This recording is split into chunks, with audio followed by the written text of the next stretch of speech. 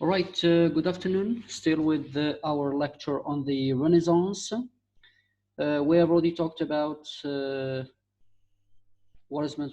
We have already talked about the Renaissance, given a brief definition and given some characteristics of the Renaissance. And then we talked about the reasons why the Renaissance began in Italy. Generally speaking, Italy was the center of the Roman Empire, surrounded by ruins and arts, and also classics of the old Greek and Roman civilizations. The rise of small city states. It is worth to mention that there was no unified or strong kingdom in Italy at that remote times. So the Italian territory was divided into, as we see here in the map, it was divided into independent city-states, and the rise of those city-states would give, let's say, strength to the emergence of the Renaissance, because those city-states competed over each other in matters of politics, in matters of economy and trade, and so on. Also, in those city-states, governments were in the hands of, let's say, wealthy families. So those wealthy families encouraged literature and art productions, and they could afford to pay for people, for talented people, excuse me. Oh God. Okay. So, in relation to the rise of city-states in Italy during the Renaissance, remember that during the Middle Ages it was the Roman Catholic Church ruling over European monarchies of remote times, and in Italy they did their best. The Roman Catholic Church did its best in order for the sake of preventing the rise of a powerful kingdom in Italy, because they believed that if a powerful kingdom rose, it would be stronger, and it could rule, and also it could take control and power out of the hands of the Pope and the Church. Something else very important is that, as I already said, that being independent, those city-states being independent, they competed over each other, looking for or seeking fame, strength, power, and so on. So they became wealthy, and the wealth, or the great wealth, was generated from trade. So they could build strong governments, and they could also build strong armies with this wealth. All right. Something else very important, it was geography that helped, that contributed into the rise of city-states. So they were, let's say, perfectly located in the Mediterranean Sea, and this enabled them to, let's say, practice trade, especially maritime trade. So there existed all over the Italian peninsula. There existed, let's say, ships. There existed ports that could harbor ships. All right. Also, in terms of trade, they were able to. They acted as intermediate in terms of trade. So the Italians bought goods from China, India, from the Arabs, from the Turks, and from the Byzantines. So those goods were shipped into Italy, and then from Italy, they could be transported to Northern Europe, where they were sold at a high price.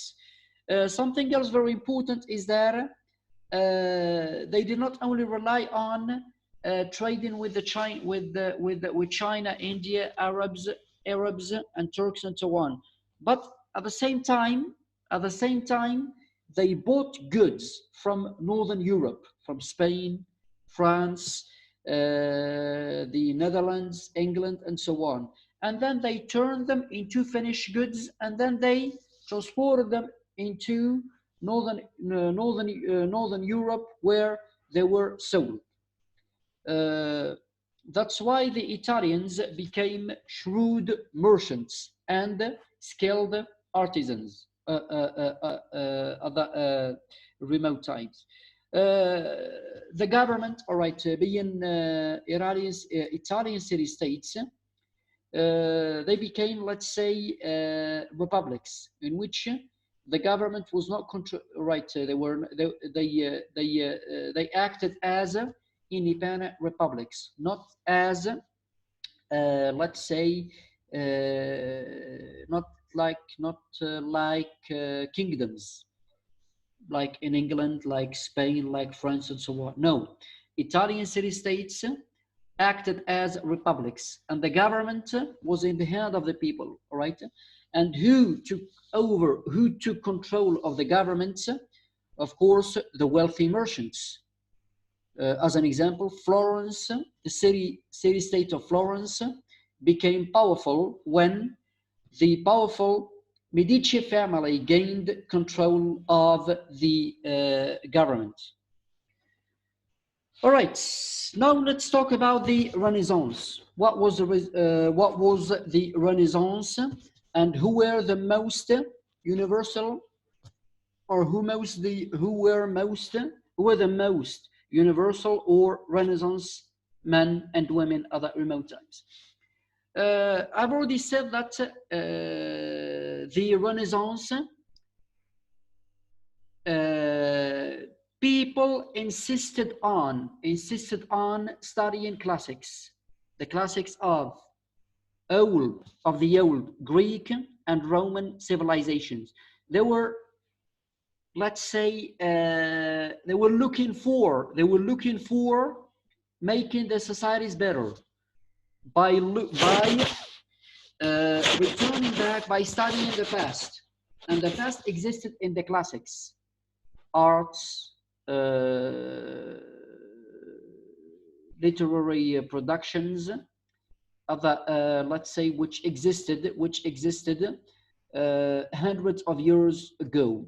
So the Roman Empire and the ancient Greek civilization were powerful because of those old classics. So studying those classics again, reviving the study of classics again, led to the rise of a given intellectual movement commonly known as humanism, that insisted or focused on human potential and achievement.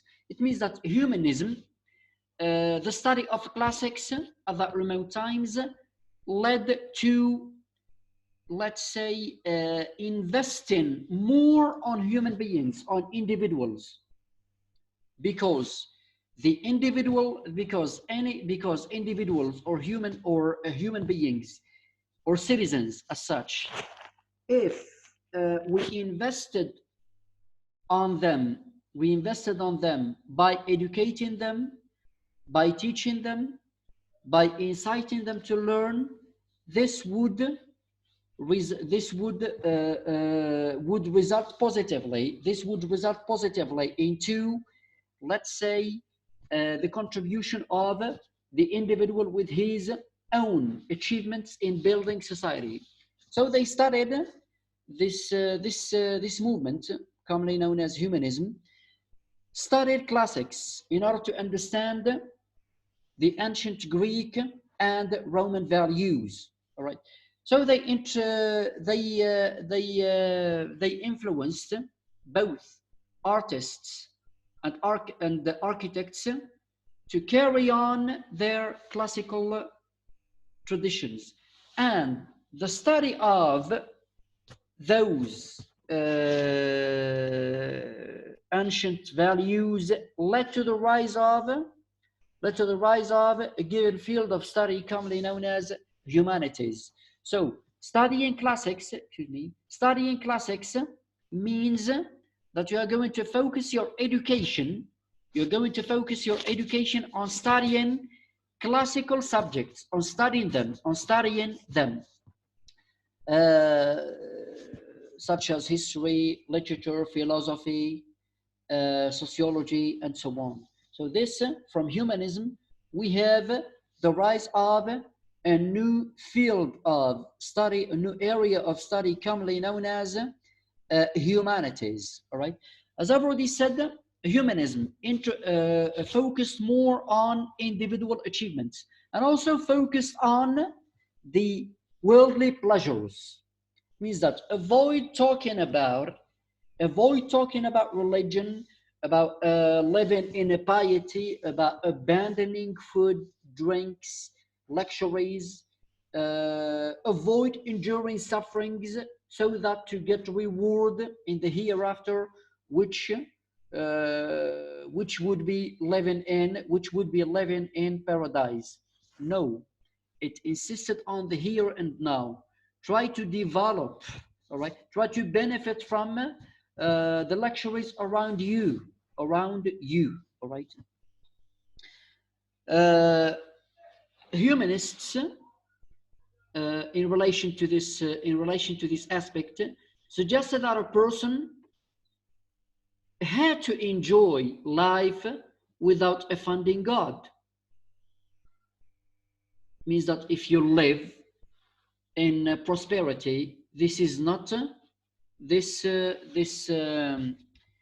should not be in accordance. This should not be regarded as let's say as disrespecting God or disrespecting religion. No. The Renaissance men at that remote times, as I've already said, or those humanists, really called for enjoying material luxuries, fine foods and drinks, and all aspects of life, all the good aspects of life. So the basic spirit of the Renaissance society was to build a secular society, meaning that humanists or humanism called for building a new society that should not be based on religion. No, should be based on secularism. A secular society in which people should live in accordance with the worldly aspect of life, not with the religious or the spiritual.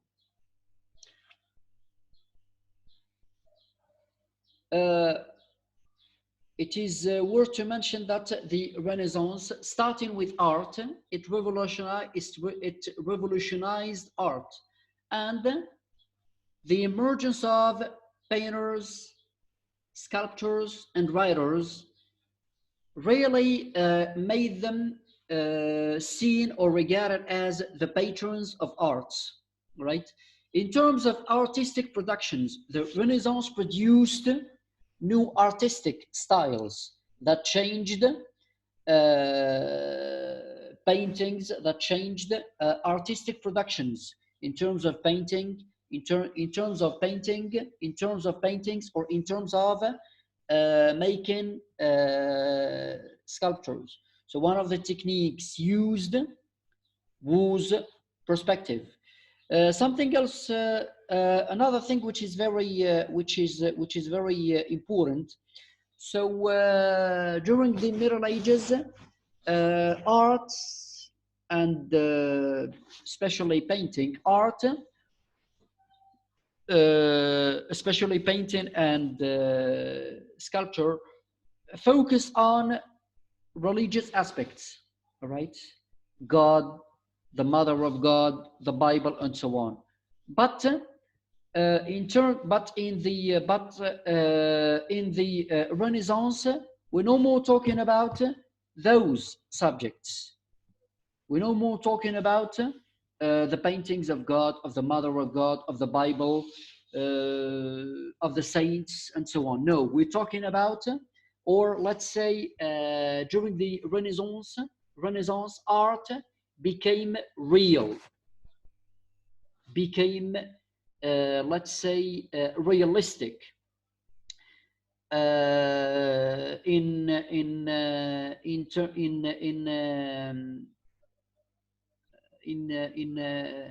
a way that painters began to paint, let's say, prominent citizens.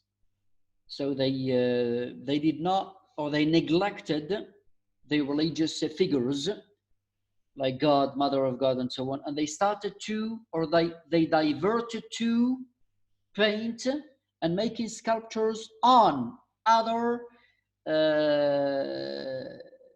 individuals, humans, or citizens. As an example, Michelangelo, all right, starting with Leonardo da Vinci. Leonardo da Vinci painted, or commonly known as the Renaissance man. He started revolutionizing art of the Renaissance by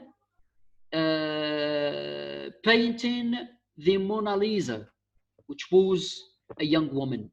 In the same way, Michelangelo made sculpture more realistic by carving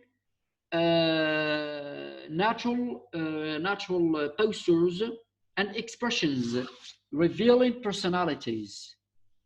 So this is Leonardo da Vinci, as you see here. So Leonardo da Vinci was a Renaissance man, all right?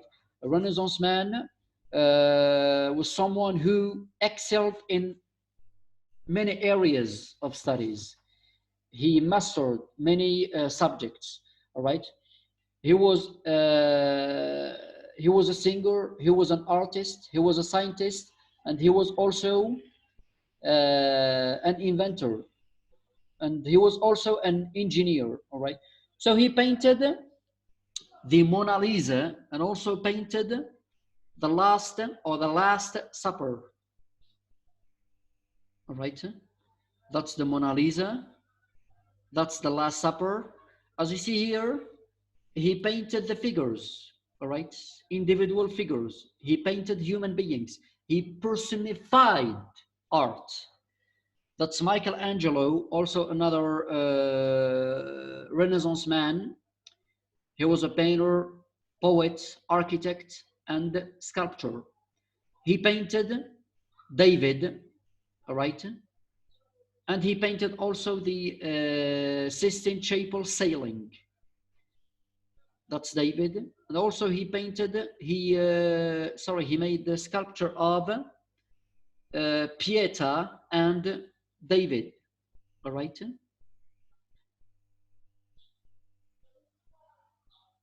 In terms of literature, Renaissance writers, let's say, revolutionized literature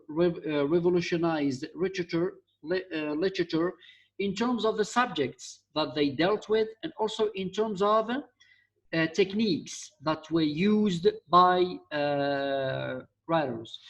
As an example, we have Francesco Petrarch, commonly known as the father of the Renaissance humanism. And we have also Dante, who wrote the vernacular. So Petrarch wrote sonnets. So the difference between medieval literature and Renaissance literature is that medieval literature seemed to be more religious, attached to God, attached to religion, attached to the guidelines of the Roman Catholic Church. However, the Renaissance in let's say Renaissance literature, the rise of this humanistic approach, it means also secularism, cutting the bridge between religion and the world and the here and the here and now. So we have this, let's say, the rise of the secular society also affected literature and literary productions. So they writers and authors started to write with a more humanistic approach, writing about other topics, all right, writing about other subjects, other topics that had nothing to do with religion, with the guidelines of the Roman Catholic Church. The most important figure in the Renaissance literature, Niccolo Machiavelli, who wrote The Prince. All right. So is best known of setting the guidelines of politics or political theories, in which he, let's say, advocated for ways to get power and absolute rule. So he wrote The Prince, and he's best known of his slogan, "The aim justifies the means." One of his ideas, or one of his ideals in politics, is that one should do good if possible, but do evil when necessary. Why he wrote with this approach? Because he believed that that all human beings were imperfect and evil. So you have to expect everything bad from them. They are supposed to do good, but they could do evil when it was necessary. All right. I just would like to all right, just to give a brief summary of his book, The Prince. All right, Machiavelli really examined how a ruler can gain power and keep it in spite of his enemies. All right, do tricks. To succeed, a prince must be strong as a lion and shrewd as a fox. For the good of the state, or for reasons of national security, a prince might have to trick his enemies and also his people in order to keep, let's say, for the benefits of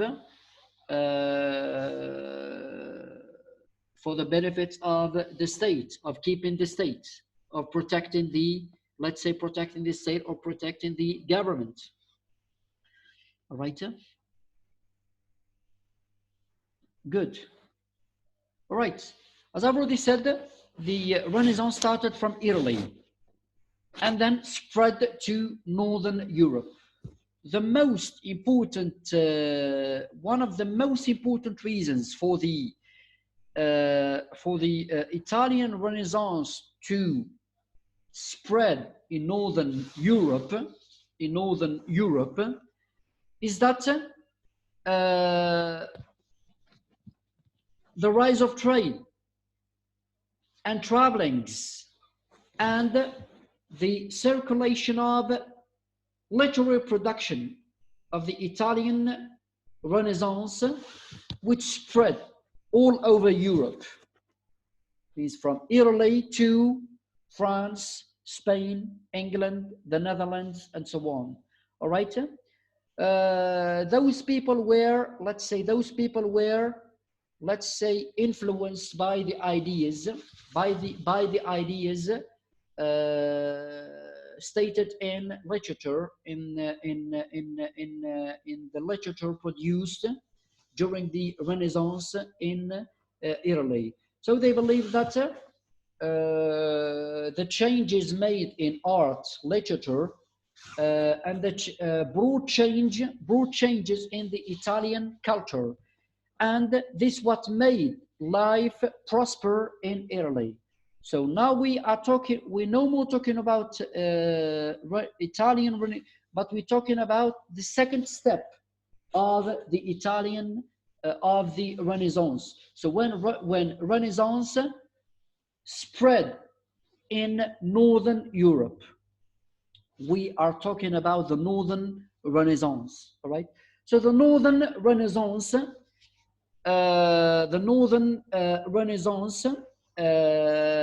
was deeply rooted in the works of artists and literary men, all right, of the Italian Renaissance. Why? Because they, all right, because the works of Leonardo da Vinci, Raphael, and Michelangelo, there existed in, or embodied, let's say, the spirit of the Renaissance.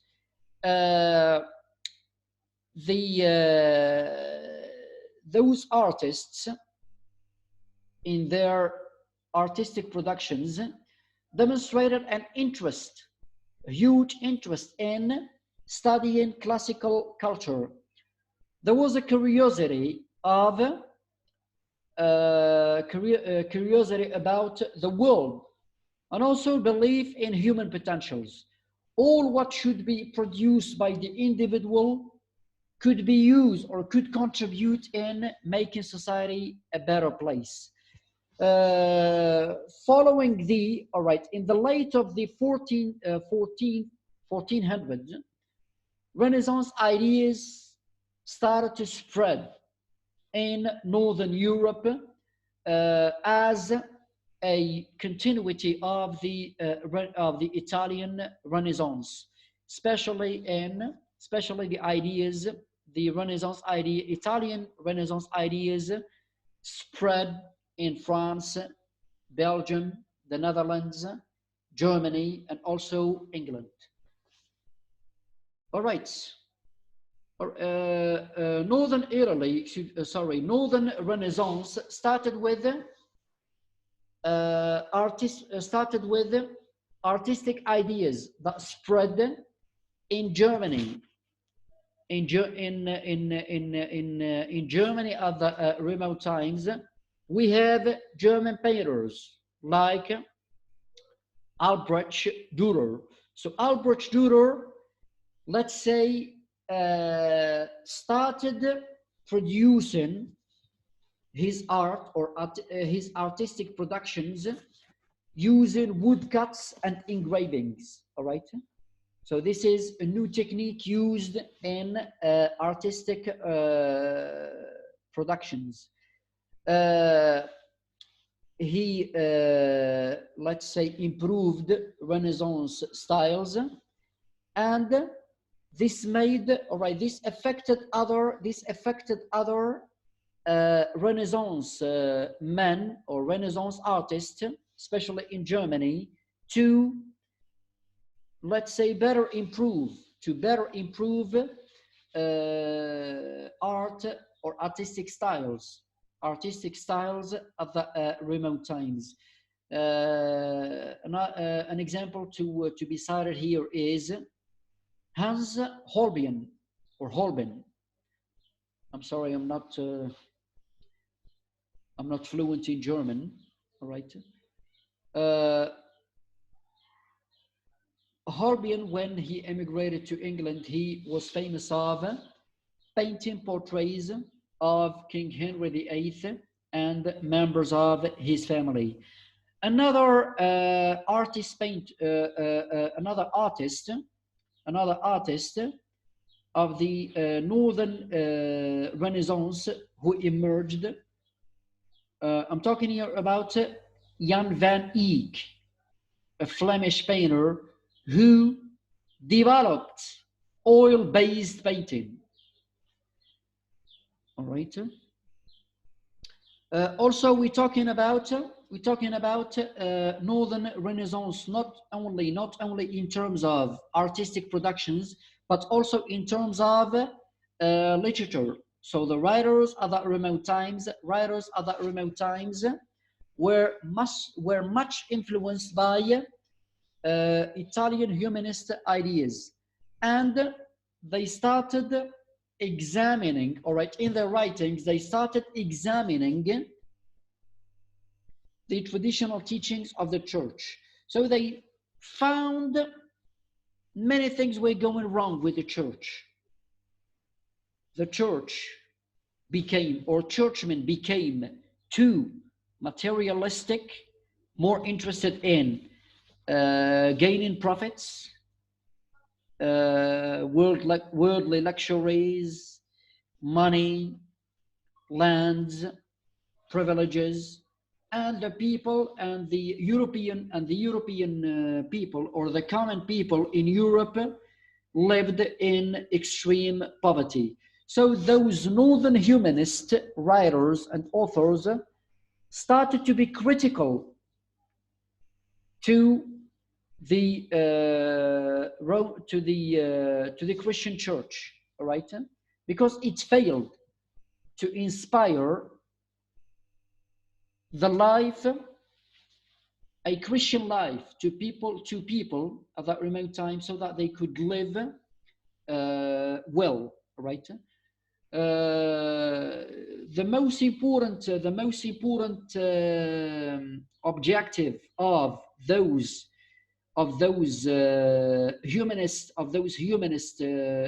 Christian humanists was to reform society.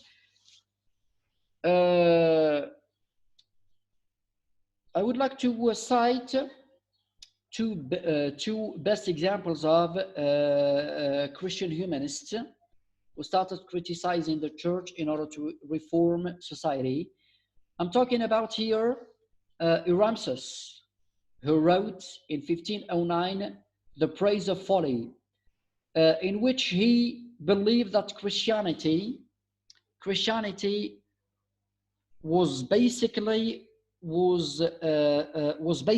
the hearts of the people, not in the rules, ceremonies, feasts, and so on.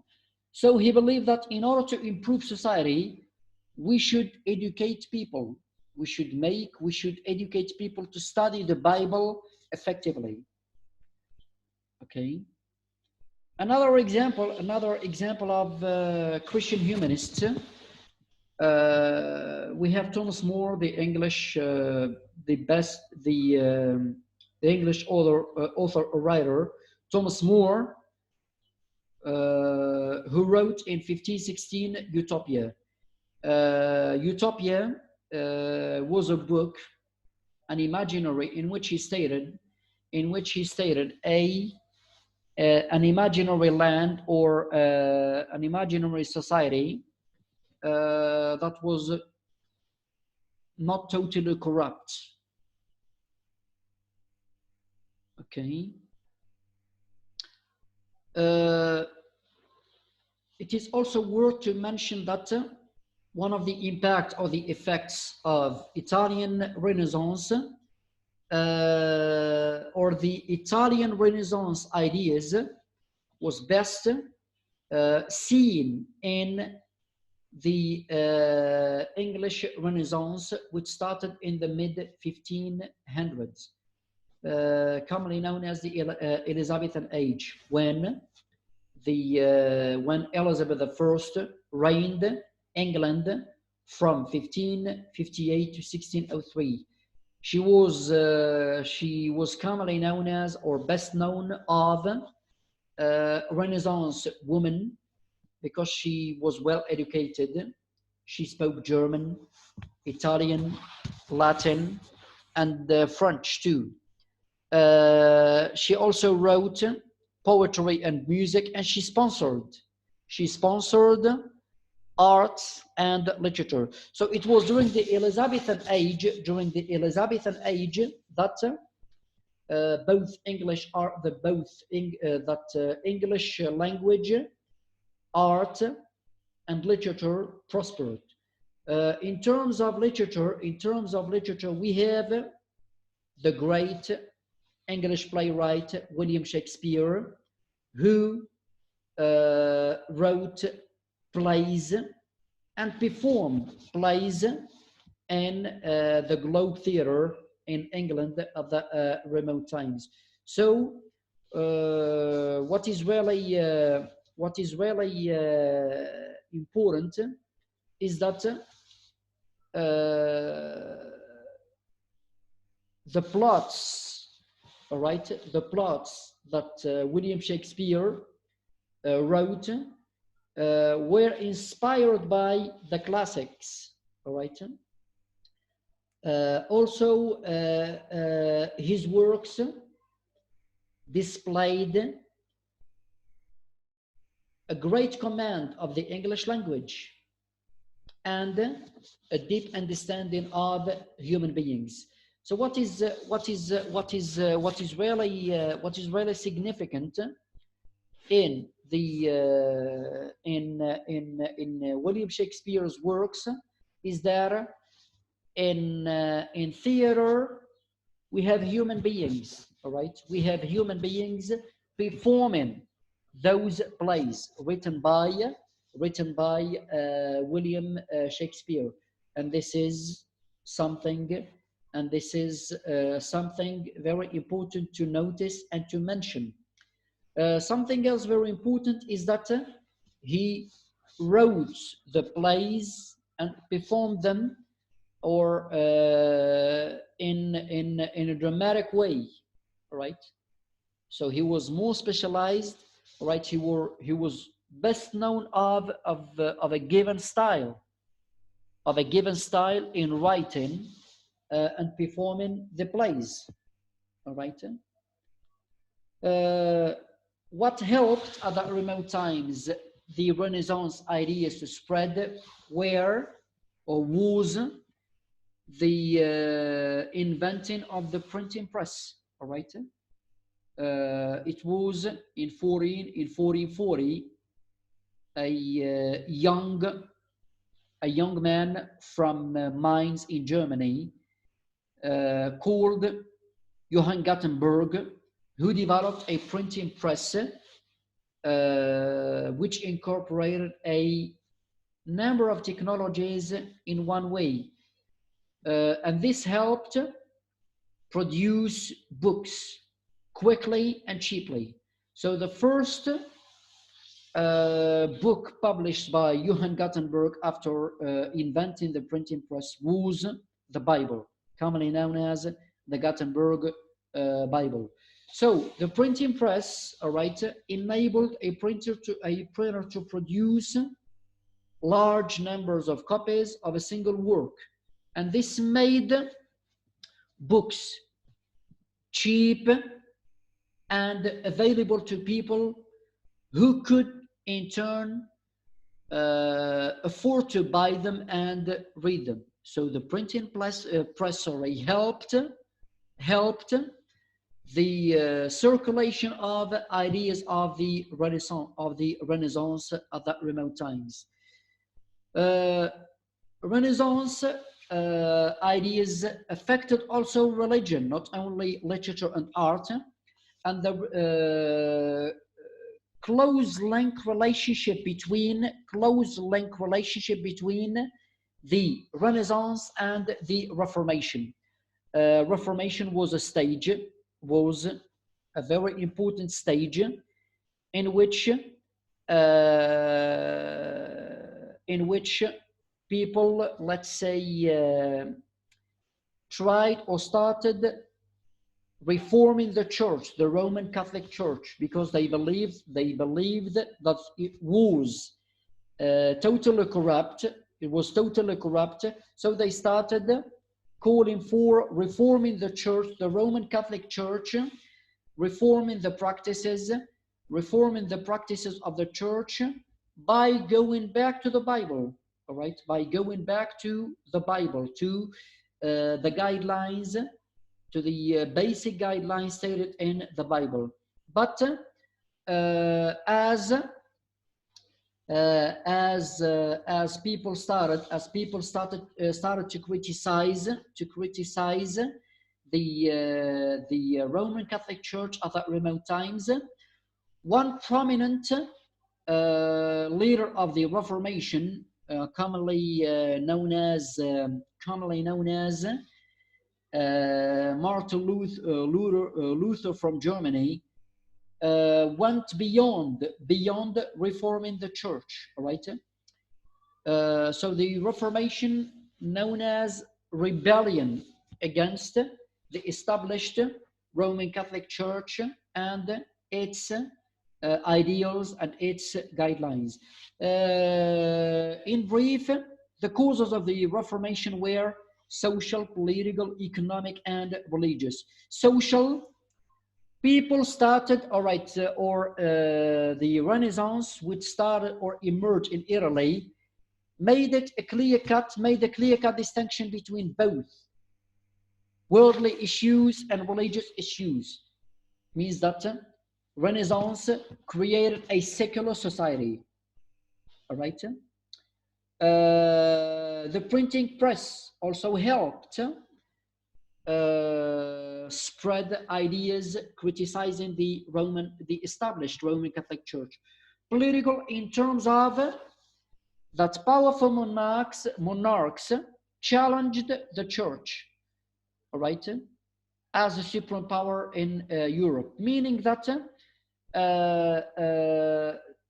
people believe that, all right, monarchs believe that they were colonized by the Roman Catholic Church, by the established Roman Catholic Church, all right.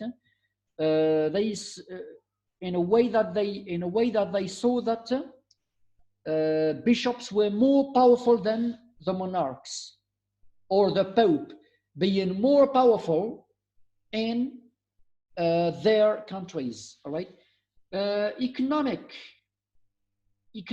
in terms of European monarchs were jealous of the church's wealth. All right. Churchmen were more interested in worldly luxuries.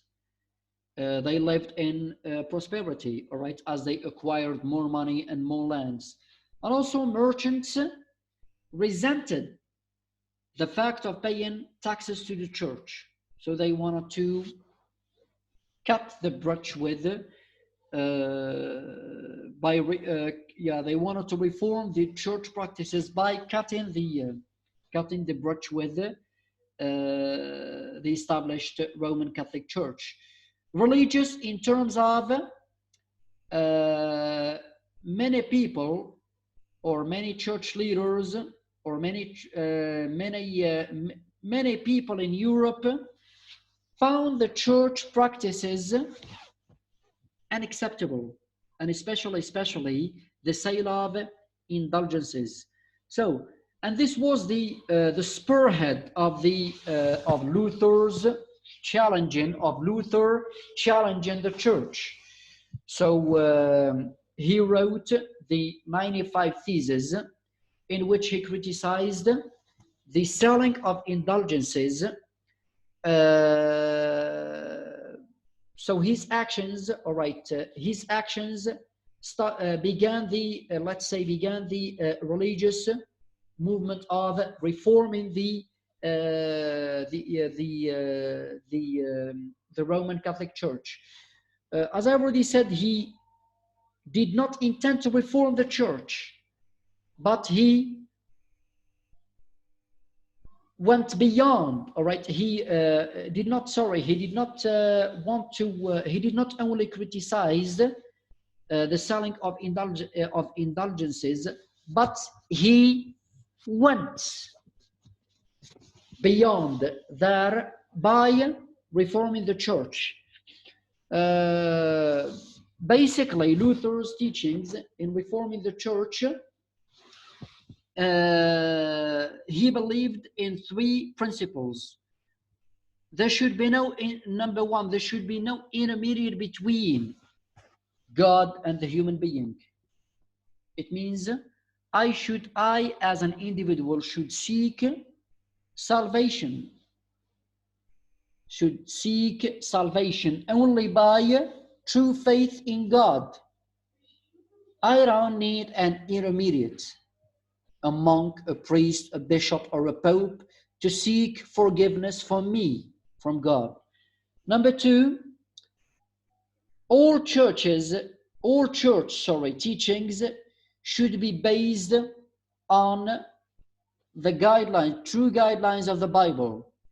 And number three, all people were equal. Means that all Christians were equal. There should be no distinction. All Christians believing in God, they were equal, let's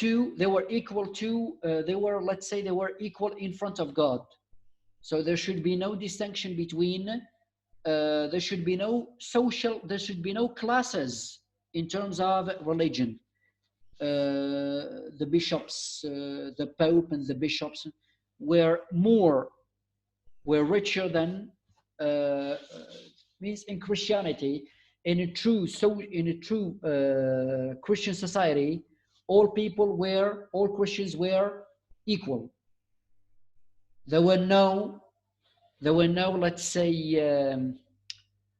no distinction between Pope and the farmer, between the merchant and the monk, and so on.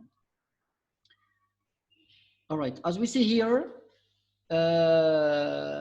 one of the most important results of the Reformation is, let's say, Reformation in a form of Protestantism. All right, so the Reformation led to the emergence of new Christian,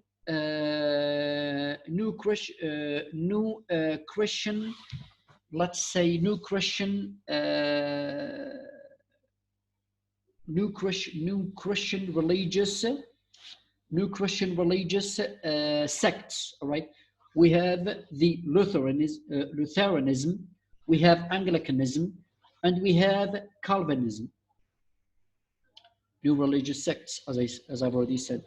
The Reformation did not stop in Germany, all right, but it carried on, or it spread, especially in England, in England, and as Germany, the Netherlands became Protestant, England also became Protestant. Henry VIII, at that remote times, broke England's ties with the Roman Catholic Church, not because of religious reasons, but because of some personal and political reasons. So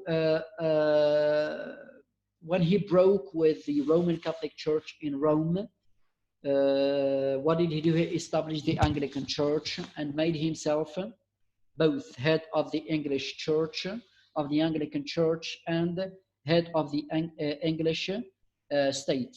All right. Reformation also continued when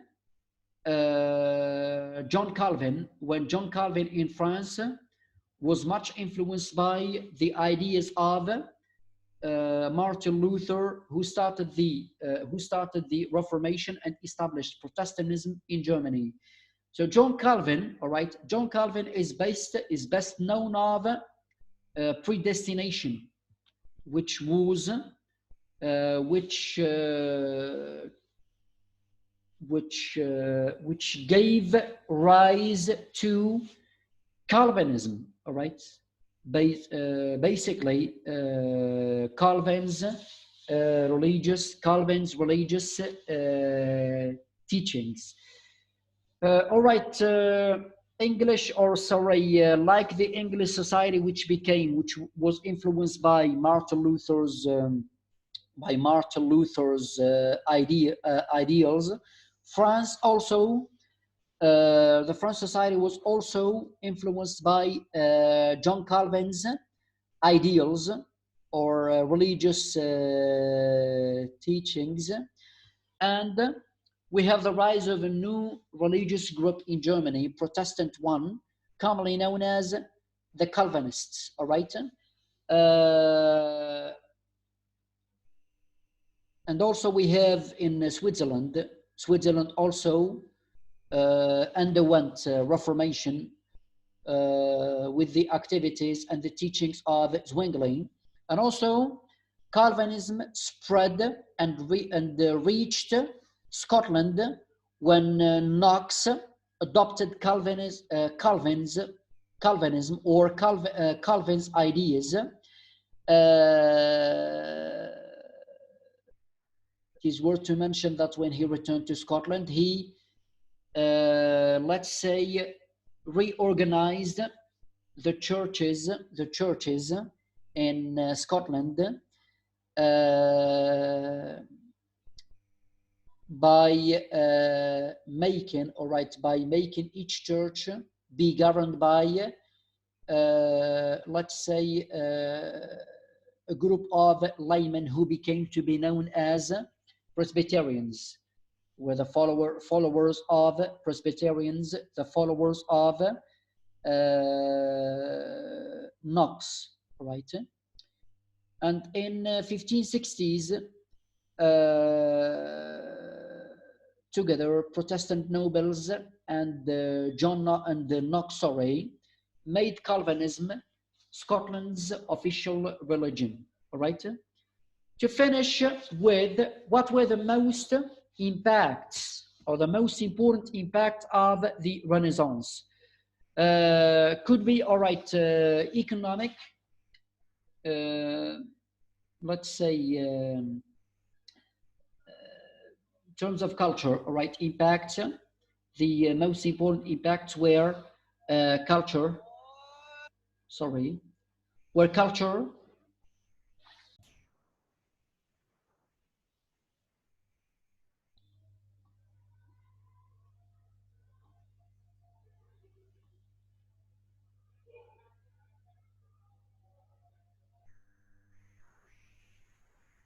okay.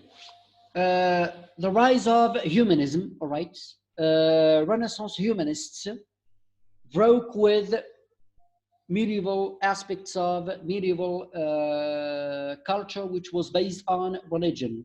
So instead, humanists emphasized the importance of worldly pleasures, calling people to, let's say, enjoy the luxuries and study the classical texts, all right, in order to improve both culturally and intellectually.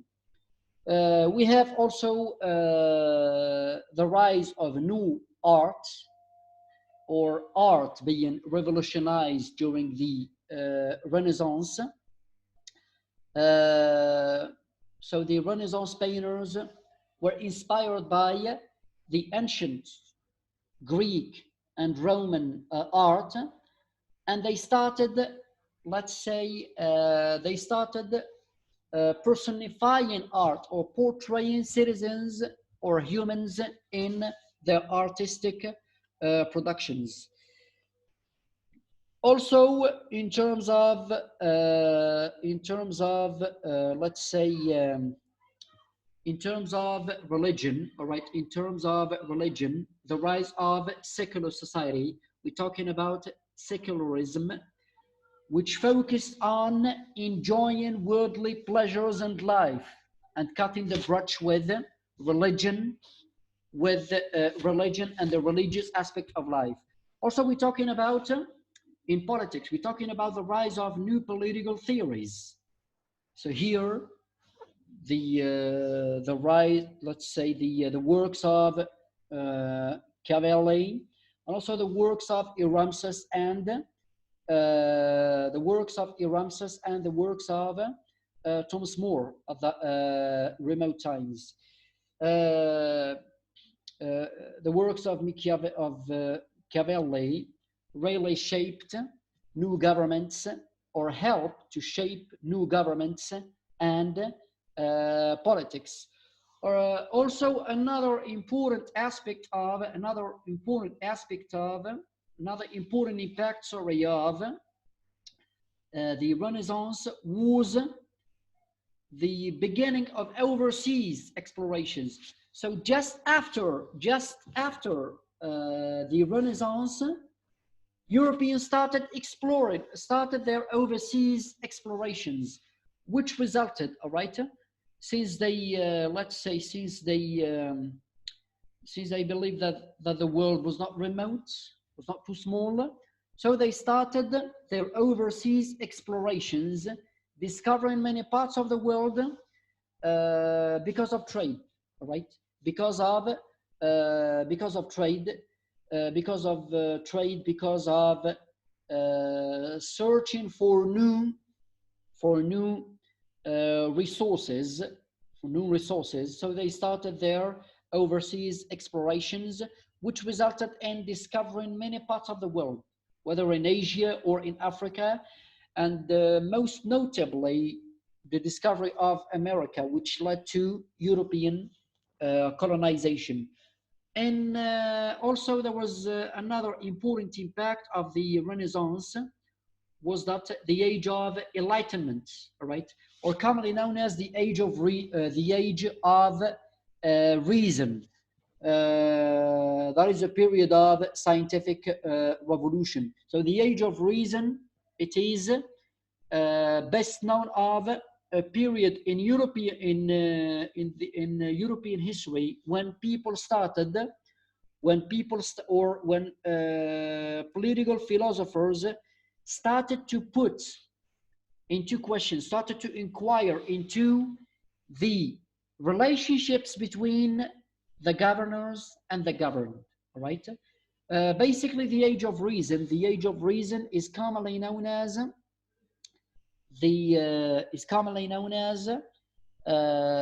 it relied on rationalism. Believing that the world could be understood,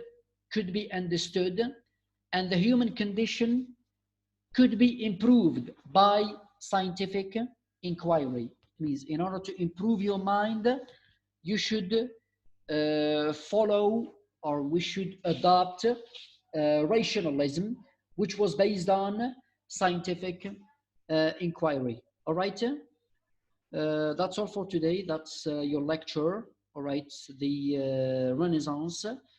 Tomorrow afternoon, I will join you here in Zoom platform to lecture on overseas explorations, European overseas explorations, and I'll be talking about the discovery of America, That's all for today. Bye, and see you tomorrow.